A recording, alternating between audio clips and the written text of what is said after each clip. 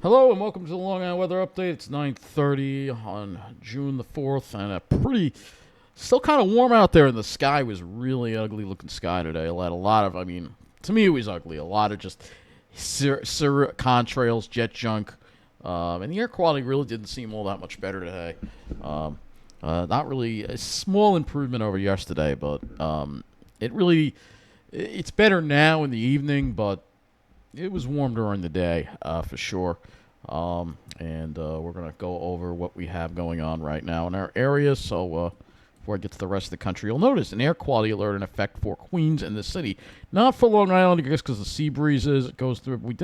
Definitely seems like there's been poor air quality even here on Long Island. It hasn't been great. Temperatures have dropped to the mid 60s now across much of the area. Even my area is generally in the mid 60s. But of course, in the alley, yep, it's still 72 degrees in that alley right now. So, yeah, I got to have the air conditioner on. You know, it's a nice breeze out there, You can't enjoy it in this place. So, yeah, generally mid 60s across the area, even a little cooler out east with low 60s. As you can see, there's cooler air off to the east. You can see that. And off to the west, it's warmer. You can see temperatures are closer to 70 degrees as you go into northern Jersey. So you can see we've got this backdoor front that's kind of just washed out over the area, I guess you could say. Let's throw the dew points in so we can look at the dew points as well. Yeah, look at that. Lower dew points as well east. Dew points only in the 50s, whereas here we have dew points in the 60s, so a little more on the muggy side further west. Yeah, east, it seemed like the cooler air really got into New England much more than it did into our area. So let's go look at the highs today across the area. And high temperatures were on Long Island. Yeah, you can see the difference here. So Long Island, Suffolk County, you were only in the 70s today. But as we got into Nassau County, my area, low to mid 80s. So much warmer over our area. On the South Shore, they only had mid 70s as well. So much cooler in the South Shore. My area was warmer. North Shore was warmer as well. The city was around 80 degrees. And then as you head into Jersey, this is where highs in the mid 80s here. So yeah, it was low 80s actually on the Jersey Shore. Low temperatures, not really that low. Lows around 60, though it did get down to 52 in West Hampton. And Jersey dropped to 54. So let's go over our climate statistics for today. And also I just want to point out that the Weather Service did have, let's see if they posted it up here. Yeah, it's gone now. I'd have to go to their Facebook page, but we can do that. Let's do that. Well, let's go here. So they had a graphic up for the May 2024 climate card that I want to go over. So this is the May 2024 climate card.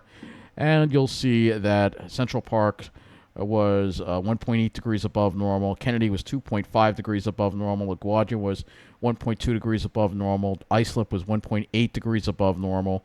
Newark, 3.1 degrees above normal. Bridgeport, 2.2 degrees above normal. And, yeah, quite a warm month in some areas. And precipitation, some areas were below normal and some areas were above normal. Kind of went over this a little bit on a couple of days ago, but I figured I would go over it one more time with you. So let's go to today's statistics here. And we're going to go look at Islip, where we had a high of 74. Wow, it was much more pleasant out east. High of 74 and a low of 61. So the high was right at normal, but because of a low of 61, 3 degrees above normal there. Central Park got up to 79 with a low of 68 and 6 degrees above normal for the day there. And Newark, 82 and 68. And they were 6 degrees above normal as well. So, yeah, we had that really junky sky, though. I think that was pretty much everywhere today. Just a lot of contrails and jet junk in the sky. It was really, not a very nice-looking sky at all. It was pretty crummy, actually. So let's look at the weather map. So you see what we have going on. So you see we have this back to a high, though. Again, the best of the air mass is over Suffolk County and New England. And Nassau, we really didn't get into it as much. And then off to the west, you can see a stalled frontal boundary.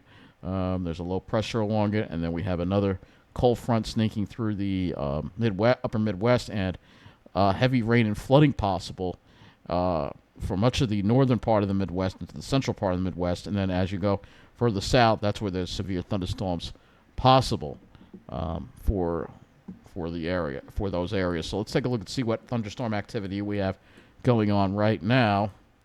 And you'll see, yep, here's that line of thunderstorms in the upper Midwest, and let's see the lower Midwest. Yeah, it looks like Wichita, Kansas right now has some pretty hefty thunderstorms around it. Could be severe. We'll go ahead and look at the map in a moment. And then some more thunderstorm activity over the Gulf area, and then some more in the mountains of the Carolinas. So not a whole lot of activity going on, but definitely a decent amount in some areas, though nothing like what we've seen at least. So let's pan this out right now, and you'll see what we have. So we do have one severe thunderstorm warning over there, flash flood warning over there, and then you'll note the severe thunderstorm watch for parts of Kansas into Oklahoma into Texas. And let's see, we'll just take this off. We'll take just go to warnings and see what we have here. I don't see any tornado warnings. That's good news. We do have a couple of severe thunderstorm warnings, but at least things have calmed down with the tornadoes, because it was really, really getting out of hand at one point. Looking in here, you see the excessive heat now. Looks like all of Arizona is dealing with this, and actually, oh my gosh, it is hot there. Even Flagstaff may be dealing with this. Well, that's not Arizona, is it? No, this is Flagstaff over here, Coconino. The shading is so dense, it's hard to make out the states. It really is. But you'll see here, Flagstaff. Let's see, that's Grand Canyon. Let's see, they got up to 84. So they're not dealing with too much of the heat. The heat's further to the west here, and this is where you're dealing with temperatures around 100 degrees in places like Nevada and into California and much of California. Sacramento, 97. They hit 100 today as well. So very hot there, very hot. So they got a lot of heat in California and the Southwest. And if we put the highs on the screen, which we'll do, we'll put the high temperatures on the screen here. So you can see how hot it got. A lot of 100-degree temperatures here. Very hot over here. So you got a lot of heat. You got a heat dome that is built over here, as well as, of course, western Texas as well, dealing with it as well. So let's pan out on the satellite. We'll go to the CONUS view here. So you can see where the thunderstorm activity is. You can see where it is. Yeah, this is all pretty junky air over here. You can see that it's junky air and maybe a little bit of smoke there coming up from the wildfires in Central America. But again, we're not seeing too much in Canada, fortunately. But yeah, this is all pretty junky air, and we're going to be in this junky air for a couple of days until we can get into this. Until we can get this slow-moving front to come through on Thursday, and you can see, yeah, that's kind of interesting. Let's look at Texas for a moment there. It's kind of an interesting-looking satellite. Should be Southern Plains. Yeah, take a look at this. This is kind of interesting. So I'll pick this out to 24 hours. So you can kind of see the dry line here, and again, ahead of that, you can see that there's a lot of wildfire smoke over here in Texas. It looks like. Listen, they're dealing with a lot of wildfire smoke in southeast Texas, and this is all, again, from Central America. They're having a lot of wildfires over there this time, so that's where we're seeing a lot of the smoke. But that's a lot of smoke right there. I'm kind of want to go back to the weather and hazards map and take a look. There's no air quality alerts affecting that area. None, because let's go look at Houston. I mean, they got to be having some smoke reported over there, probably. Let's see. Visibility 10 miles. They're saying visibility is 10 miles over here. Yeah, but that looks. The smoke must be higher up, but it definitely looks like they're dealing with some hazy skies over there. So, like I said, just junky air in general. Storm Prediction Center. You can see here that we've got enhanced risk in that very small area. It looks like mainly in Oklahoma, surrounded by a slight risk and but the marginal actually goes all the way up. Pretty much covers the whole Midwest at this point. And then as we go into tomorrow, the convective outlook doesn't look all that impressive. It looks like we have here's tomorrow's, and you can see marginal risk around the Great Lakes and a general thunderstorm risk for our area. And let's see what day 3 has. Just a general thunderstorm risk. So right now they don't seem to think that there's going to be any severe weather. So let's go take a look at what we have going on outside right now as far as the models. And see that weak backdoor high there. that we have. So as we move this along, you'll see that high kind of moves still kind of over us a little bit tomorrow, and then here comes the front. Ahead of that front, the humidity will increase. Chance of showers and thunderstorms Wednesday night to Thursday. You can see it's a slow-moving system. That chance is going to linger throughout much of Thursday, and it really isn't going to start improving until we get to it Friday. And then you have this cutoff low, but it's staying mainly to the north of the area. So that means that's going to keep the shower chances mainly to the north of the area. And then just taking a little peek at next week here, you'll see that we will see that high that we have that's going to try to build down across our area.